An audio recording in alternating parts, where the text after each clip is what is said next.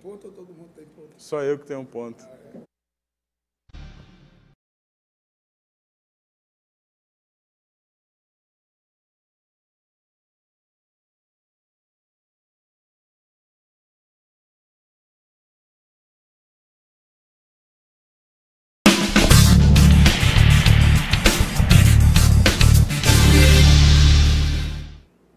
Olá, muito boa noite para você. Seja bem-vindo a mais um programa Entrevista Coletiva aqui na tela da Band Amazonas para Manaus e mais 22 municípios do estado.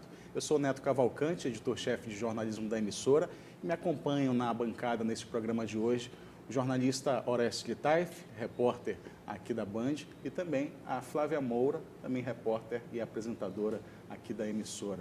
Nosso convidado do programa de hoje é o deputado federal Marcelo Ramos, do PL.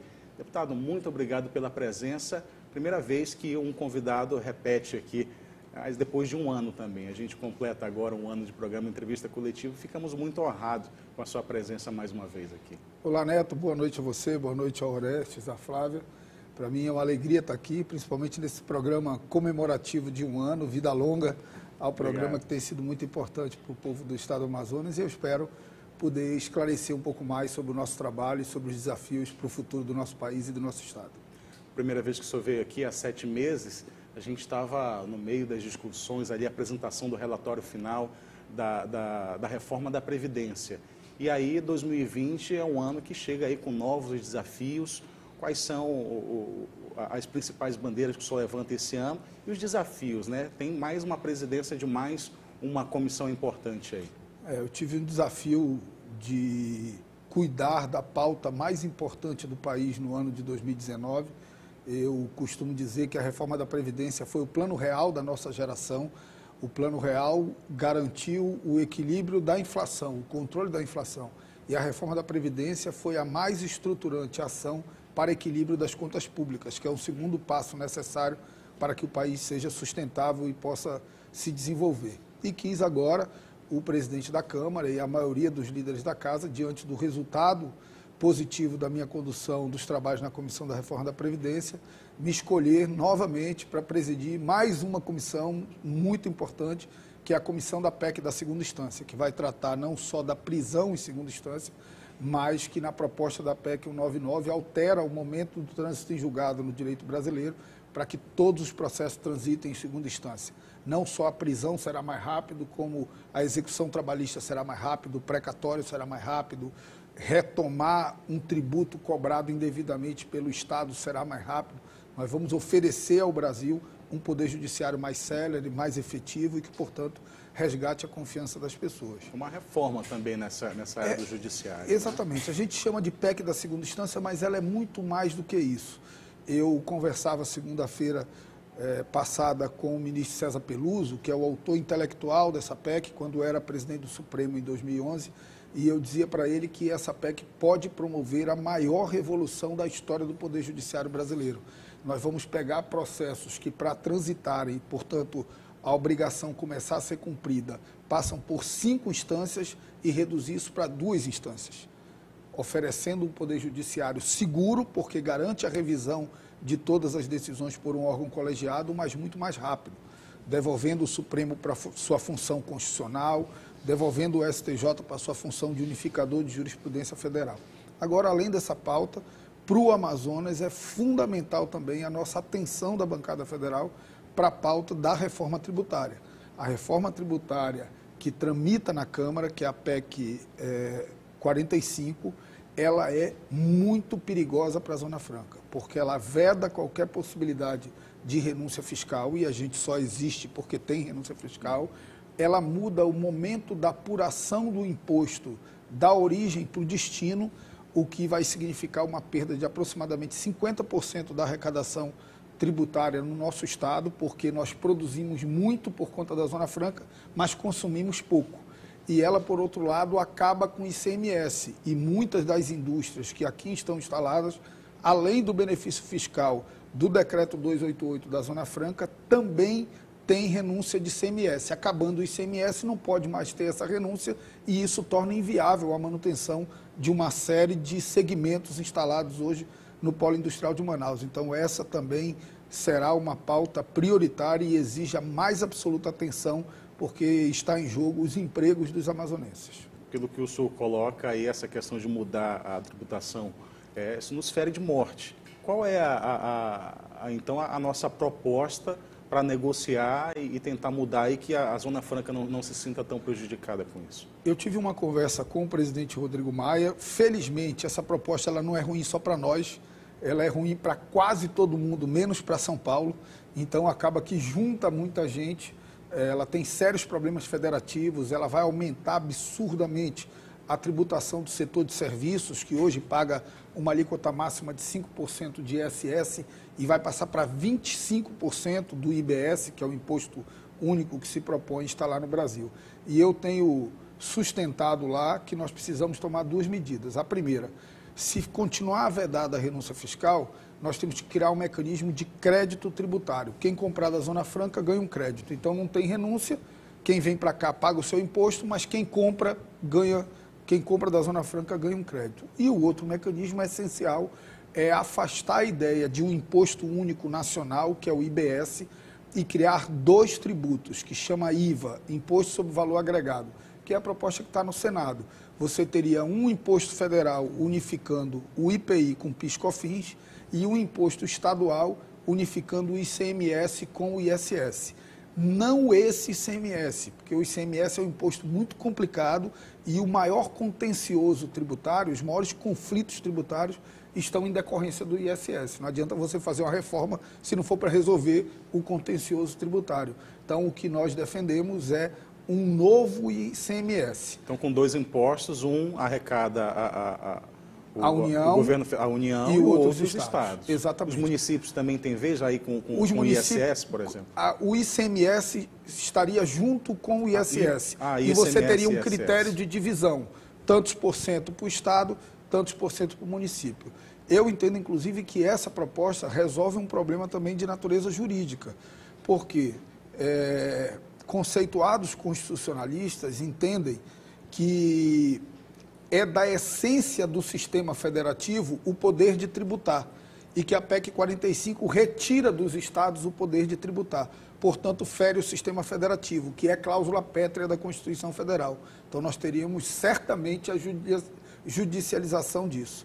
Não é uma luta fácil, há muito encantamento em torno dessa proposta que tramita na Câmara, mas eu tenho certeza que com o esforço da nossa bancada, sensibilização de outros estados, nós vamos conseguir proteger o Amazonas. Essa proposta de dois impostos já passou por uma reunião com o ministro da Economia, Paulo Guedes, por exemplo, que é o guru do presidente nessa área? Essa proposta de dois impostos é a proposta que está contida no projeto do Senado.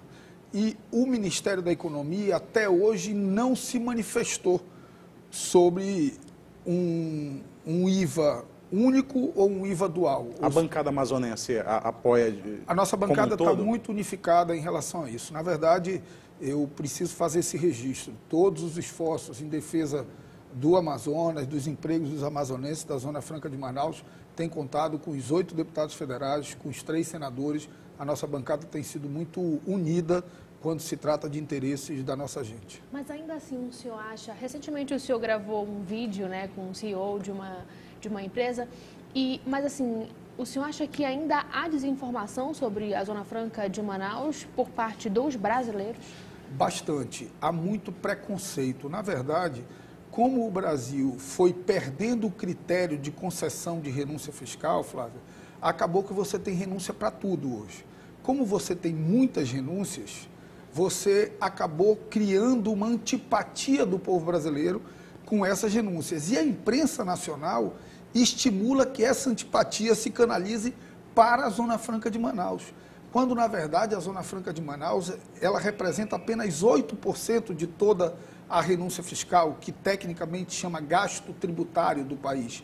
As maiores renúncias estão nas desonerações de imposto de renda, no Simples Nacional e no agronegócio. Só depois que vem a Zona Franca de Manaus. Então, há muito preconceito com isso. Você vê mesmo uma declaração agora do ministro do Meio Ambiente, que criticou o polo de bicicletas instalado em Manaus e disse que vão implantar aqui uma secretaria da Amazônia para desenvolver uma bioindústria. Eu não tenho dúvida de que o futuro da Zona Franca passa necessariamente pela bioindústria e passa necessariamente pela indústria de software, que é uma indústria alocacional. Quando você produz software, como a gente produz aqui no Cydia, ali do lado do shopping, a gente produz ali todos os softwares do sistema operacional Android do mundo. Isso saiu da China e está hoje aqui em Manaus.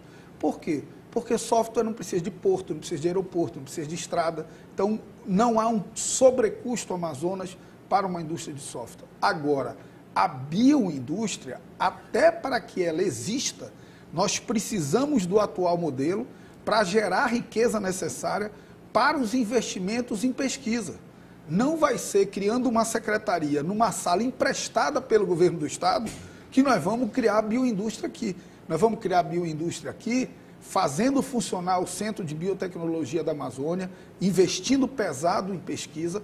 A floresta tem muita riqueza. Não, a floresta não tem riqueza nenhuma.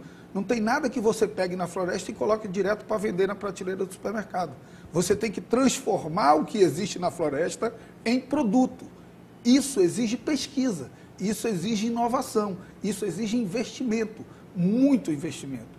Acho que um bom caminho é reorganizar o CBA, colocar o CBA para funcionar, ajudar o governo do estado, que tem um belo projeto para transformar o que seria a cidade universitária num polo tecnológico também de pesquisa, e aí sim a gente pode, mantendo o atual modelo, criar alternativas para o futuro, mas há muito preconceito contra a Zona Franca de Manaus no Brasil. Agora, deputado, como estamos falando de Zona Franca de Manaus, o senhor sabe que todo jornalista é curioso, né? E diante disso eu vou perguntar assim, há alguma desavença entre o senhor e o superintendente da Zona Franca de Manaus, o coronel Menezes, no campo pessoal? Não, eu não tenho nenhuma desavença, eu nem conheço esse cidadão, não sei nem de onde ele surgiu para ser superintendente da SUFRAMA. O que acontece é que da essência da minha atividade parlamentar, fiscalizar quem ocupa um cargo público federal aqui, tanto no que diz respeito aos compromissos dele com o modelo que ele tem que proteger, como no que diz respeito ao bom uso de dinheiro público. Então, o que há é simplesmente, da minha parte, o cumprimento da minha obrigação parlamentar, tanto que é uma decisão tomada, eu não vou bater boca com ele. O meu assunto com ele agora é nos órgãos de controle, no Ministério Público, na Polícia Federal, que é onde tem que responder quem faz mau uso de dinheiro público. Deputado, exatamente, ainda pegando esse gancho aí, o senhor disse que ia fazer a denúncia formal sobre um contrato sem licitação, com dispensa de licitação, e de que esse contrato estaria sendo feito, né, foi feito entre a SUFRAMA e uma empresa de um empresário que é amigo do superintendente. O senhor tem documentos que comprovem isso? Como é que isso surgiu? Como é que isso veio parar com o senhor? Explicar melhor para a gente também. Isso é da essência da minha atividade. Todo contrato público é publicado no Diário Oficial. A minha equipe faz acompanhamento disso e nós detectamos a adesão a uma ata de registro de preço estranha, completamente fora dos padrões determinados pela lei de licitação, que foi feito lá. E ao aprofundarmos a investigação, nós descobrimos que a adesão a essa ata foi uma adesão dirigida e, além do mais, a ata é uma ata de manutenção predial e foi utilizada para a construção da cobertura do estacionamento da sede da SUFRAMA, para o muro da sede da SUFRAMA em Rondônia, para o muro da sede da SUFRAMA no Acre, e isso significa fraude à licitação, porque você não pode pegar uma ata de registro de preço de manutenção predial e usar para construir obra. Para construir obra você tem que licitar e contratar pelo preço mais baixo. Então é simplesmente uma questão técnica de cuidado e zelo que eu tenho obrigação de ter com a utilização de dinheiro público. O Entrevista Coletiva faz um breve intervalo e volta já.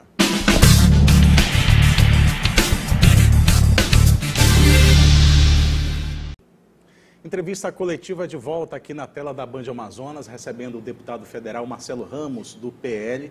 Deputado, a gente falou ainda há pouco sobre a reforma da Previdência e a gente percebeu agora, nas últimas semanas, várias notícias na mídia sobre dificuldade do INSS em se mudar lá por conta da transição desse período para quem quer se aposentar. Como é que o senhor vê essa situação? O senhor não acha que o INSS já devia ter se preparado antes, teve um tempo para isso? Claro, o INSS teve uma atitude negligente que tem causado uma série de prejuízos para muitas pessoas que já têm direito à sua aposentadoria. Era absolutamente previsível que com a mudança das regras previdenciárias, com o aumento do tempo de contribuição, com o aumento do tempo de idade, quem tem direito, quem já preencheu os requisitos de aposentadoria, corresse para o INSS para aposentar logo. Então, era absolutamente previsível que o INSS teria uma demanda maior nesse mesmo período. Infelizmente, não se prepararam para isso. O Brasil sofre agora, eu chamo de um apagão previdenciário, e com a troca agora do diretor-presidente do INSS, vamos ver se eles conseguem ajustar isso, que o povo brasileiro tem direito com uma de ser enorme atendido. fila aí de pessoas esperando para ter seu benefício aprovado. Né? Exatamente. Agora, deputado, o senhor já foi candidato a prefeito, ficou famoso pra caramba, tem dinheiro, dá para fazer. Agora eu lhe pergunto, o senhor vem também como candidato a prefeito? Não, eu não sou candidato a prefeito, eu tenho hoje uma missão muito importante com o povo brasileiro, com o povo do Amazonas, que é cuidar da PEC da segunda instância, que é defender a Zona Franca de Manaus, e seria uma covardia com as pessoas que confiaram em mim, me deram esse mandato de deputado federal, com os meus colegas deputados, com o presidente Rodrigo Maia, que confiaram na minha condução de um tema tão importante para o país, eu contaminar isso com interesses eleitorais. Então, eu não vou ser candidato a prefeito de Manaus, torço para que Manaus encontre um bom rumo no futuro. Em relação ao tem dinheiro, dá para fazer, acabou que foi uma frase de uma forma muito hábil, desmoralizada pelo meu adversário. Mas se a gente olhar para trás agora, Manaus, já descontaminado de eleição, sem eu ser candidato, Manaus tem um orçamento de 6 bilhões de reais. Dava para fazer muito mais do que fizeram. Dava para ter um sistema de transporte coletivo decente, dava para não ter um trânsito tão caótico, dava para ter uma cobertura de atenção básica de saúde maior. É muito grave o que acontece na atenção básica de saúde na cidade de Manaus. Para você ter uma ideia, a média de cobertura da estratégia de saúde da família no interior do estado do Amazonas, a média é 93%. Manaus, que é a cidade mais rica e com maior IDH, a cobertura é de apenas 33% da estratégia de saúde da família e 45% na rede de atenção básica. Qual é o efeito disso? O efeito disso é que quando um hipertenso não tem a estratégia de saúde da família, fazendo a visita regular e dando a ele o medicamento de uso contínuo, ele infarta ou tem um AVC. E aí ele vai ocupar um leito de média ou alta complexidade num hospital estadual, custando muito mais caro o tratamento e sendo muito mais doloroso para o cidadão. Então, eu sinto muita falta de não ver aqueles que querem se colocar como candidato oferecendo alternativas concretas para essa questão do transporte coletivo, do trânsito e da cobertura de atenção de saúde. Eu espero que daqui para a eleição apareça alguém menos preocupado com a simples vaidade de ser prefeito e mais preocupado em ter um bom diagnóstico e ter boas soluções para superar as dificuldades que a nossa cidade vive hoje. E o senhor vê alguém com esse perfil dentro do seu partido, dentro do PL?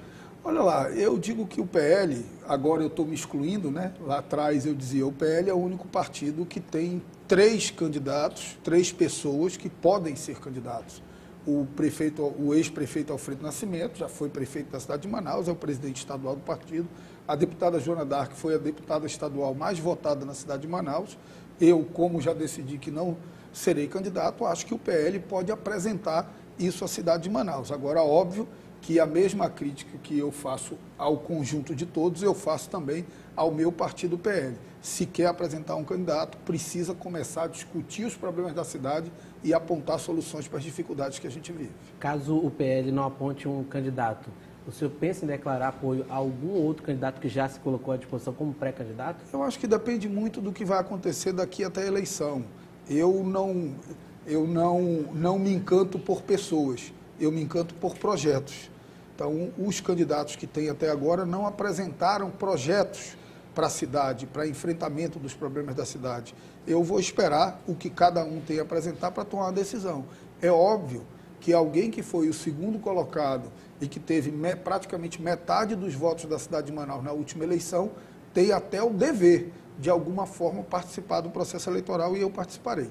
Deputado, a gente falando em pré-candidatos, recentemente um dos pré-candidatos à Prefeitura de Manaus, o ex-deputado, ex-governador Davi Almeida, falou em entrevista que já chegou a receber proposta de dinheiro, de secretaria, para não sair candidato à Prefeitura de Manaus. O senhor, que é um jovem político promissor, já recebeu esse tipo de proposta também? Isso existe no meio político que seja do seu conhecimento? Eu nunca recebi, eu acho que por 2 motivos. Primeiro, porque quem oferta sabe para quem pode ofertar e para quem não pode. E quem oferta sabe que para mim não pode ofertar.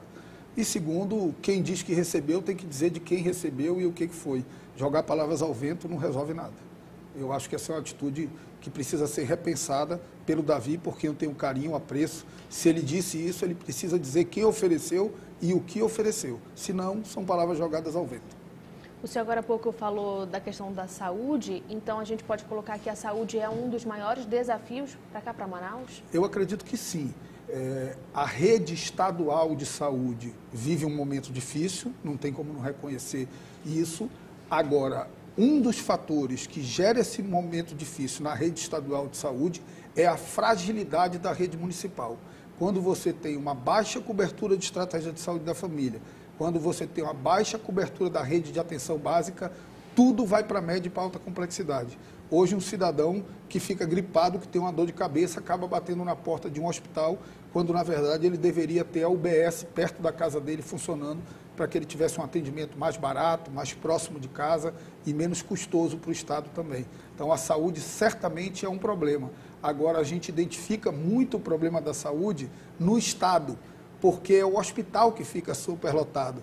E aí ninguém discute que a baixa atenção de saúde da Prefeitura de Manaus faz com que muita coisa sobrecarregue a rede estadual. Eu ia perguntar isso, quando o senhor falou do índice, eu ia até perguntar assim, mas isso não pode se dever aqui, o cidadão, na hora que ele sente algum desconforto, ele procura um hospital, procura um SPA, mas aí, justamente, enquanto o senhor falava, me veio à cabeça, bom, se a saúde básica fosse de referência, ele procuraria primeiro lugar. A estratégia de saúde da família, ela é uma estratégia que passa por visita domiciliar.